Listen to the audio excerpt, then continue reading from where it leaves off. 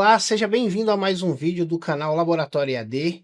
Meu nome é Ícaro Queiroz, sou diretor da Conta EdTech e hoje a gente vai falar sobre a diferença de uma aula gravada para uma videoaula e qual que é a importância da videoaula ali no processo de aprendizagem do aluno, né?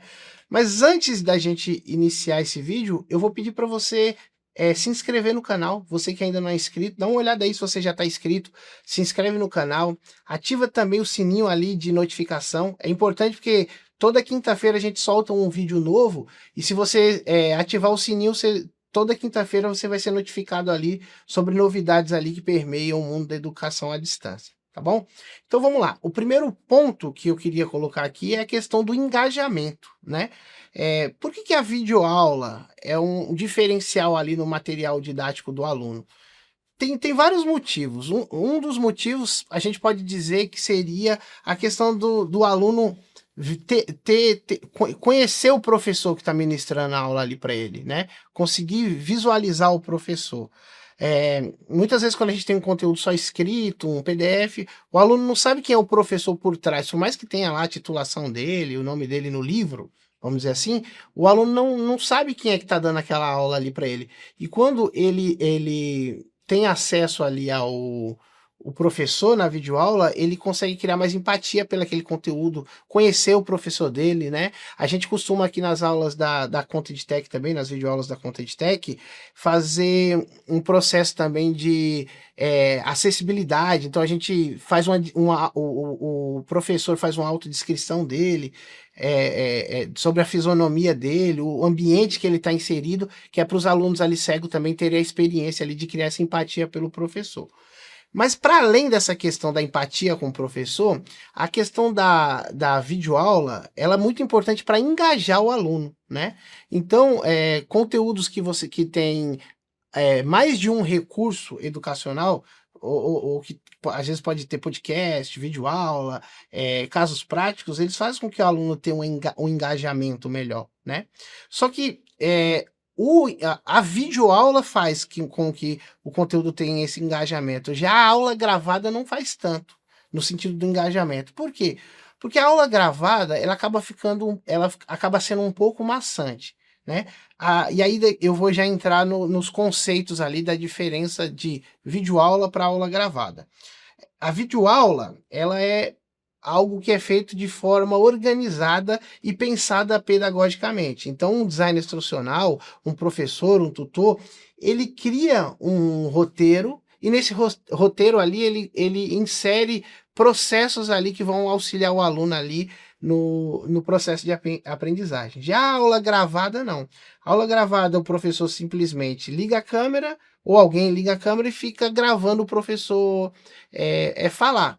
Essas aulas gravadas, às vezes elas vão durar ali 2 horas, 1 hora e meia, 2 horas e meia, a depender ali do conteúdo que o professor está ministrando. E já foi comprovado cientificamente que conteúdos com esse tamanho ali, com essa proporção, né, por mais que sejam ricos em informações, não engajam o aluno. O aluno não consegue se concentrar ali e assistir 2 horas inteiras, né? A gente hoje tem muito o exemplo do YouTube. O YouTube costuma colocar vídeos curtos ali para que você consiga ter um aproveitamento melhor. Então o aluno tem vídeos menores, né? Isso não quer dizer que o conteúdo ele seja diminuído, não.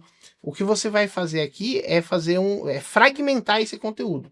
Então o conteúdo que seria ali quando você tem uma aula gravada, onde o professor coloca ali 2 horas, você pode fragmentar aquilo ali em 4 aulas de 30 minutos, por exemplo, né?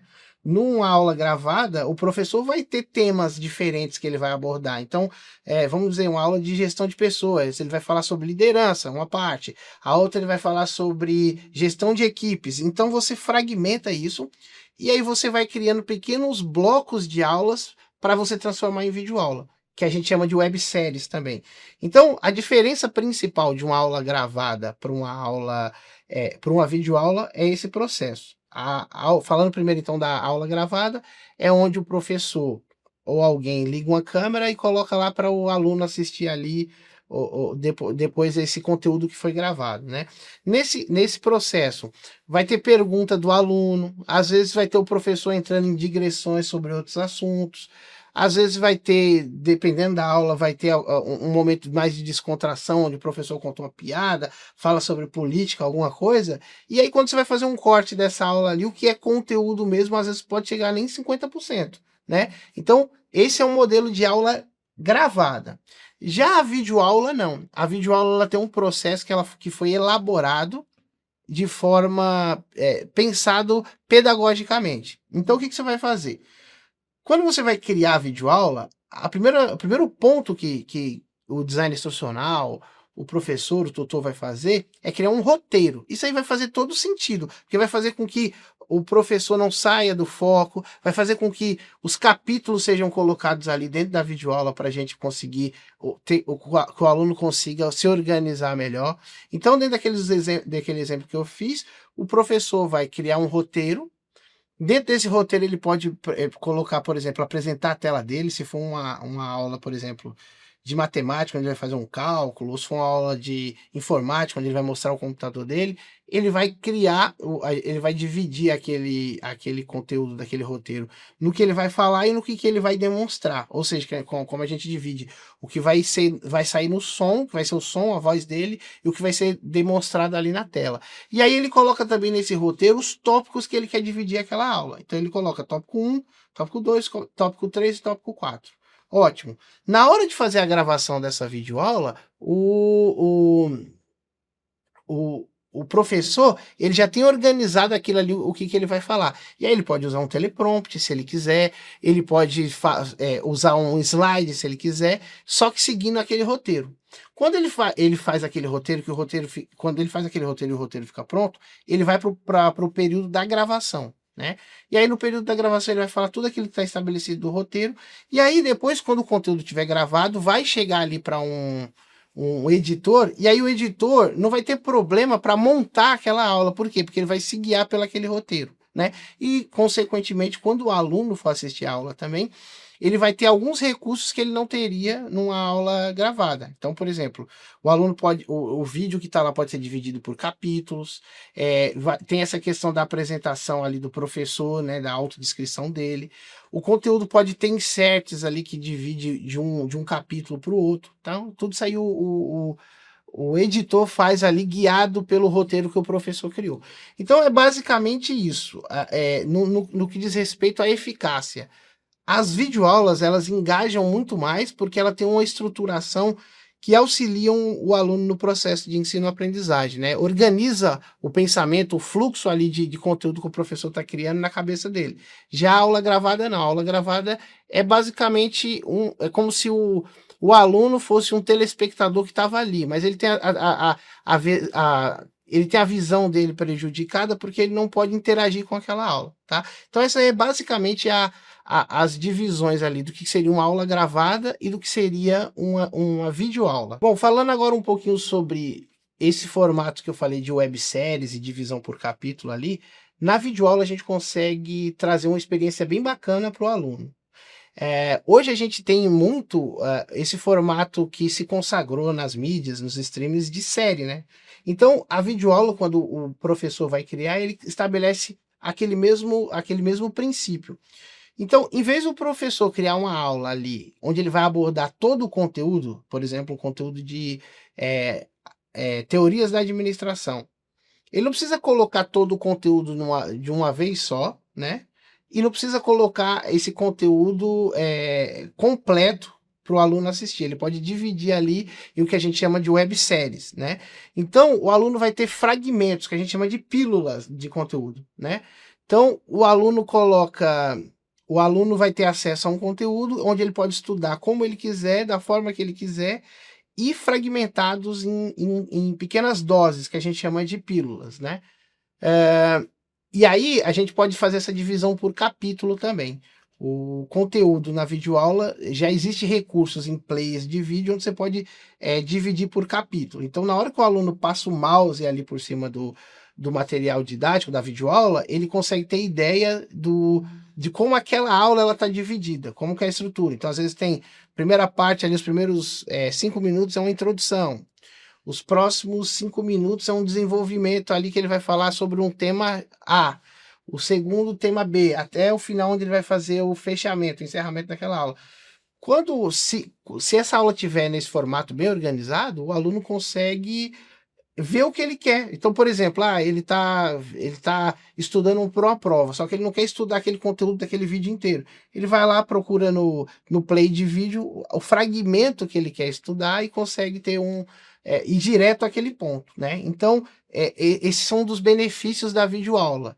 Essa questão da divisão por capítulo, que facilita o aluno procurar o conteúdo, e também a questão dos vídeos divididos em websérie, que aí não fica um conteúdo maçante, conteúdo extenso, conteúdo grande, e também já é um modelo que já está consagrado na cabeça, principalmente das pessoas mais jovens, porque elas já têm esse formato de tá dividido por capítulos lá no YouTube.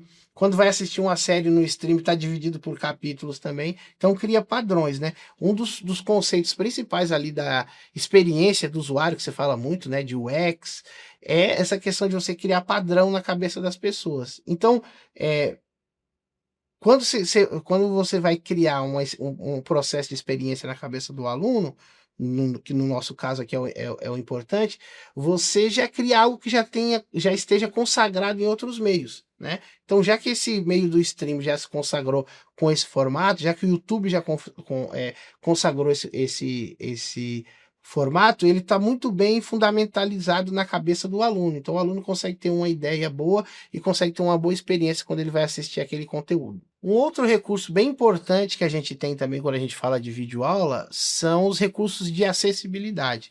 A gente tem um vídeo aqui no canal falando só de recursos de acessibilidade. Se você procurar, você vai ver aí que é um conteúdo bem rico, fala de vários recursos de acessibilidade. Mas se tratando da videoaula, a gente tem vários recursos. Um dos recursos ali importantes é a legenda. A legenda ela auxilia tanto o aluno que tem deficiência, né? Quanto o aluno que fala outra língua. Então, você pode colocar recursos hoje de legenda para o aluno que é surdo, por exemplo, né? Muita atenção nesse ponto, porque às vezes tem aluno que é surdo e ele não é alfabetizado. A gente vai pensar em outros recursos também. Mas os alunos que são surdos e são alfabetizados, eles podem se valer do conteúdo através da legenda, né? E o recurso também da legenda serve para o aluno, para você trocar. Por exemplo, está em português, você muda para inglês, para espanhol. Então você tem esses recursos de acessibilidade aí de legenda. Um outro recurso também que vai atender alunos com deficiência também é a questão do Velibras, né? O Velibras é aquele avatar que faz a tradução do português para a língua brasileira de sinais. E aí, o que a gente pode colocar no vídeo? Dá para trabalhar com ele de duas formas, né? Dá para trabalhar com avatar, como eu falei, então você faz uma transcrição do vídeo, né? Todo o vídeo que você hoje faz nesses grandes play aí, como Vimeo, YouTube, ele gera a transcrição, e aí depois, ao passar o mouse ali em cima daquela transcrição, o avatar do Velibras vai fazendo a tradução.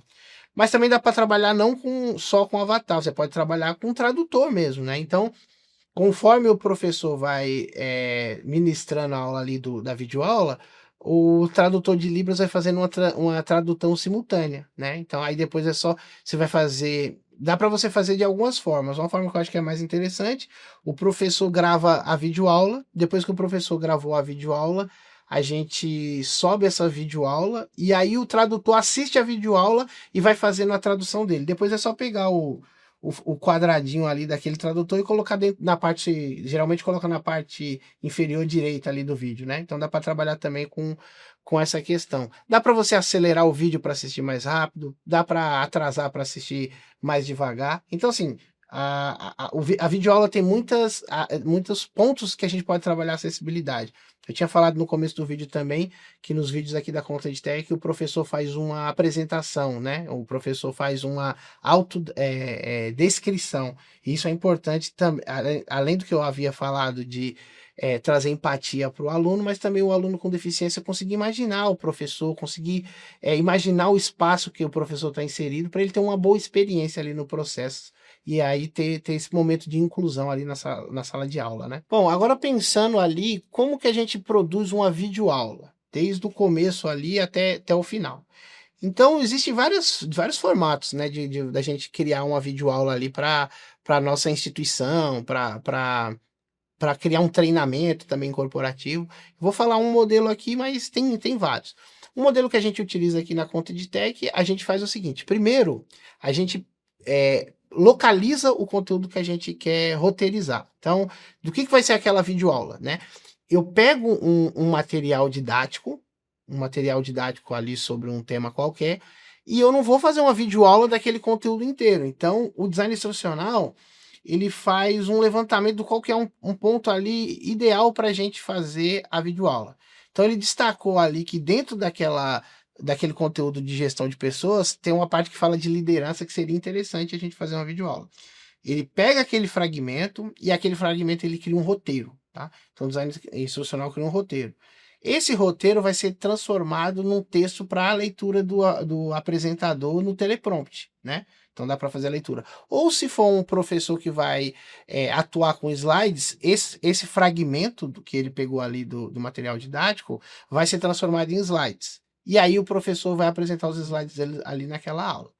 Depois, um segundo momento, que ele já criou aquele roteiro, vai para a parte da gravação. Então, num estúdio, como esse aqui que eu estou aqui agora, o professor vai ler o teleprompter, né? Ou apresentar os slides do texto como ele quiser, né? Tem professor que se sente à vontade em um formato, tem professor que se sente à vontade em outro formato. E aí ele vai fazer a gravação, depois aquela gravação vai virar um conteúdo bruto, e aquele conteúdo bruto vai ser passado para o editor fazer uma edição guiado pelo roteiro que foi criado ali no começo do processo pelo próprio professor. Então não tem erro do editor atrapalhar o processo ali de ensino do conteúdo, porque ele está guiado por um roteiro.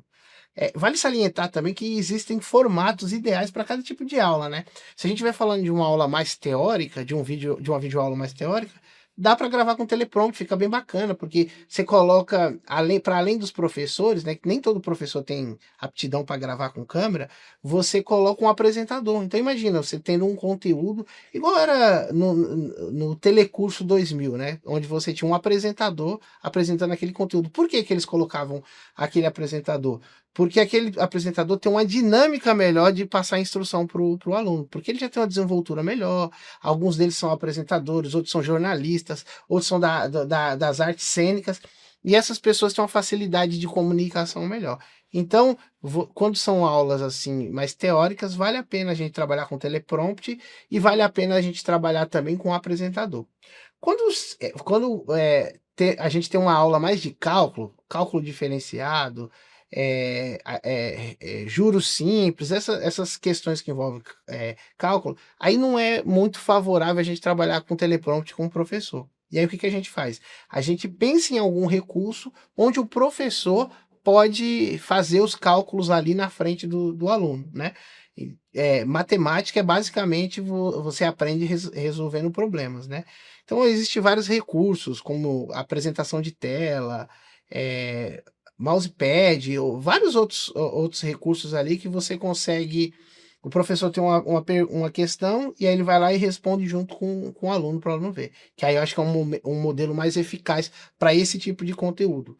Já existem conteúdos também, como por exemplo, você vai aprender programação, né? Então é um curso ali de PHP. Não adianta o professor estar só falando também, não adianta ele não vai ter cálculo para fazer.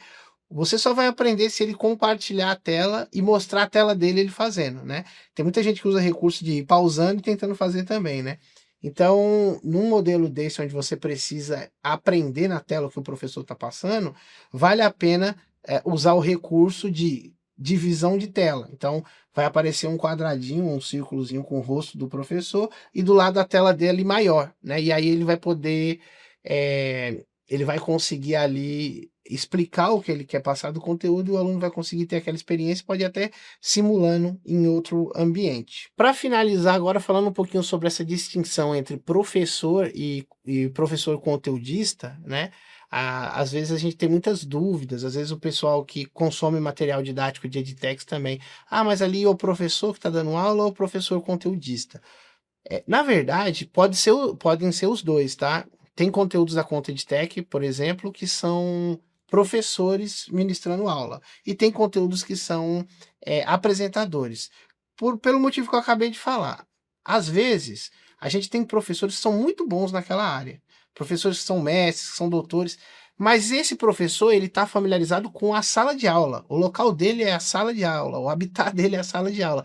Quando ele entra no estúdio pequeno, com uma câmera, uma luz na cara dele, às vezes ele não consegue desenvolver como ele desenvolve na aula, porque ele está acostumado ali com o aluno ali do lado dele. Então, para esses conteúdos e para conteúdos que são mais teóricos, é muito melhor você trabalhar com um apresentador. Então você pega pessoas ali que têm uma boa desenvoltura, têm uma boa comunicação e coloca aquelas pessoas para gravar videoaula. É lógico, aquele conteúdo vai ser de autoria daquele profissional? Não. O conteúdo é de responsabilidade do professor. Então, para casos como esse, como eu já falei, o professor vai escrever o conteúdo. Depois que ele escreve o conteúdo, ele é responsável pelo aquele conteúdo. Aí o apresentador vai fazer só essa parte da videoaula, gravação da videoaula, e vai estar claro para ele, ó, isso aqui é um apresentador, mas a aula é de responsabilidade do professor tal, tá? Então, esse é um formato onde a gente pode trabalhar com o apresentador. Só que também a gente pode trabalhar com o professor, principalmente nesses formatos que eu falei aí, quando a gente tem aula de cálculo, ou aula que precisa dividir a tela, né? Então a gente pode ir intercalando esses dois formatos. Um formato onde a gente trabalha com apresentadores e um trabalho que a gente trabalha com professores. Sempre deixando claro que o responsável pelo conteúdo, quem é o dono daquele conteúdo é o professor responsável, não é o apresentador. O apresentador está só atuando ali, atuando mesmo, né? Como eu falei ali do pessoal das artes cênicas, para trazer uma melhor experiência ali para o aluno, para ele poder ter uma aprendizagem de forma mais lúdica. Bom, por enquanto é isso. Se você gostou desse conteúdo, não deixe de se inscrever no canal, ative o sininho aí para receber as notificações. E as quintas-feiras, às 20h30, tem um vídeo novo esperando vocês aí sobre conteúdos da educação à distância e conteúdos na educação em geral. Muito obrigado.